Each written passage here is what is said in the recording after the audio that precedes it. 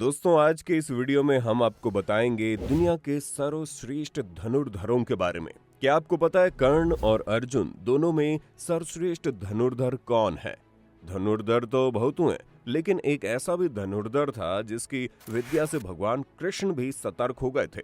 एक ऐसा भी धनुर्धर था जिसको लेकर द्रोणाचार्य चिंतित हो गए थे। एक ऐसा भी धनुर्धर था जो अपने एक ही बाण से दुश्मन सेना के रथ को कई गज दूर फेंक देता था। तो चलिए चलते हैं भारत के श्रेष्ठ शूरवीर लोगों की दुनिया में। बर्बरीक महाभारत काल का सर्वश्रेष्ठ धनुर्धर था। युद्ध के मैदान में भीम पौत्र बर्बरीक एक पीपल के वृक्ष के नीचे खड़े हो गए और ये घोषणा कर डाली कि मैं उस पक्ष की तरफ से लड़ूंगा जो युद्ध में हार रहा होगा। भीम के पौत्र बर्बरीक के समक्ष जब अर्जुन तथा भगवान श्री कृष्ण उसकी वीरता का चमत्कार देखने के लिए उपस्थित हुए, तब बर्बरीक ने अपनी वीरता का छोटा सा नमूना मात्र दिखाया। कृष्ण ने कहा कि ये जो वृक्ष है, इसके सारे पत्तों को एक ही तीर से छेद दो तो मैं मान जाऊंगा। बर्बरीक ने आज्ञा लेकर तीर को वृक्ष की ओर छोड़ दिया। जब तीर एक एक करके सारे पत्तों को छेदता जा रहा था, उसी दौरान एक पत्ता टूटकर नीचे गिर पड़ा। कृष्ण ने उस पत्ते पर यह सोचकर पैर रखा और छुपा लिया कि ये छेद होने से बच जाएगा, लेकिन सभी पत्तों को छेदता हुआ ये तीर कृष्ण के पैरों के पास आकर रुक गया।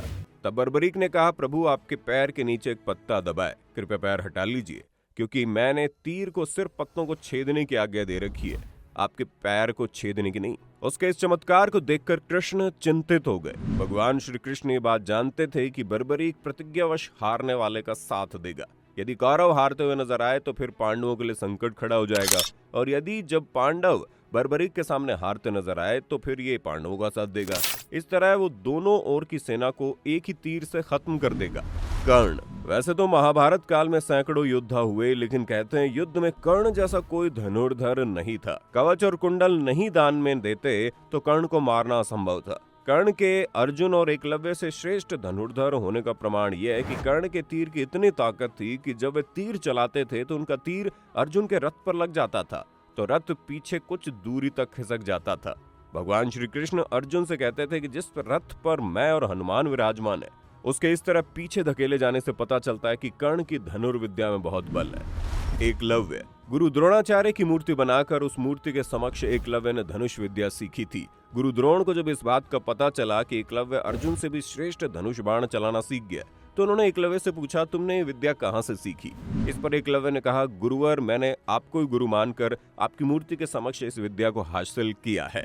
इस बात पर गुरु द्रोणाचार्य ने कहा, तब तो हम गुरु दक्षिणा के हकदार हैं। एकलव्य ये बात सुनकर प्रसन्न हो गया और कहने लगा, मांगिए गुरुदेव, क्या चाहिए? गुरु द्रोणाचार्य ने कहा कि तुम जिस हाथ से प्रत्यंचा चढ़ाते हो, मुझे उसी हाथ का अंगूठा चाहिए। अर्जुन को दिए वचन की रक्षा के लिए उन्होंने एकलव्य से उसका अंगूठा मांग लिया था। अर्जुन, 5 पांडवों में अर्जुन, जिसकी धनुर्विद्या जग प्रसिद्ध थी, गुरु द्रोणाचार्य के श्रेष्ठ शिष्यों में से एक थे। गुरु द्रोणाचार्य ने अर्जुन को धनुष सिखाते वक्त वचन दिया था कि तुमसे श्रेष्ठ इस संसार में कोई धनुर्धर नहीं होगा। अर्जुन के धनुष के टंकार से पूरा युद्ध क्षेत्र गूंज उठता था। रथ पर सवार भगवान श्री कृष्ण और अर्जुन को देखने के लिए देवता भी स्वर्ग से उतर आए थे, लेकिन अर्जुन से भी श्रेष्ठ कोई था जिसे दुनिया अर्जुन से श्रेष्ठ मानती थी। लक्ष्मण, राम के छोटे भाई लक्ष्मण को कौन नहीं जानता। लक्ष्मण ने अपने तीर से रेखा खींच दी थी। उस रेखा में इतनी ताकत थी कि कोई भी उसे पार नहीं कर सकता था। लक्ष्मण की धनुष विद्या के चर्चे दूर दूर तक थे। शास्त्रों के अनुसार लक्ष्मण को श्रेष्ठ धनुर्धर माना गया। लक्ष्मण ने राम रावण युद्ध के दौरान मेघनाथ को हराया था, जिसने युद्ध में इंद्र को परास्त कर दिया था, इसलिए मेघनाथ को इंद्रजीत भी कहा जाता है। भगवान श्री कृष्ण सर्वश्रेष्ठ धनुर्धर भी थे। ये बात तब पता चली जब उन्होंने लक्ष्मण को प्राप्त करने के लिए स्वयंवर की धनुष प्रतियोगिता में भाग लिया। इस प्रतियोगिता में कर्ण, अर्जुन और अन्य कई सर्वश्रेष्ठ धनुर्धरों ने भाग लिया।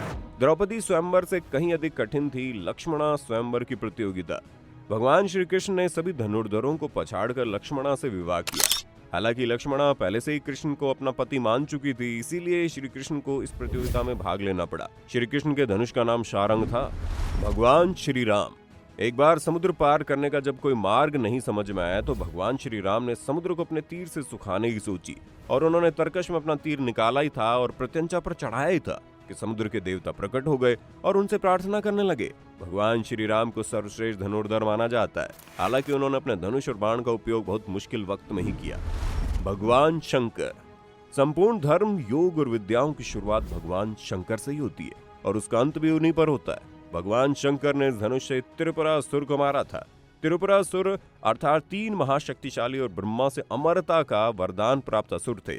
शिव ने जिस धनुष को बनाया था उसके टंकार से बादल फट जाते थे और पर्वत हिलने लगते थे। ऐसा लगता था मानो भूकंप आ गया हो। यह धनुष बहुत ही शक्तिशाली था। इसी के एक तीर से त्रिपुरासुर को 3 नगरियों को ध्वस्त कर दिया गया था। यह धनुष का नाम पिनाक था। देवताओं ने राजा जनक के पूर्वज देवराज इंद्र को दे दिया। राजा जनक के पूर्वजों ने निमि के ज्येष्ठ पुत्र देवराज थे। शिव धनुष उन्हीं की धरोहर स्वरूप राजा जनक के पास सुरक्षित था। इस धनुष को भगवान शंकर ने स्वयं अपने हाथों से बनाया था। उनके इस विशालकाय धनुष को कोई भी उठाने की क्षमता नहीं रखता था, लेकिन भगवान राम ने उसे उठाकर इसकी प्रत्यंचा चढ़ाई और इसे एक झटके में तोड़ दिया। दोस्तों, फिलहाल वीडियो में इतना ही। उम्मीद करते हैं आपको ये वीडियो पसंद आया होगा।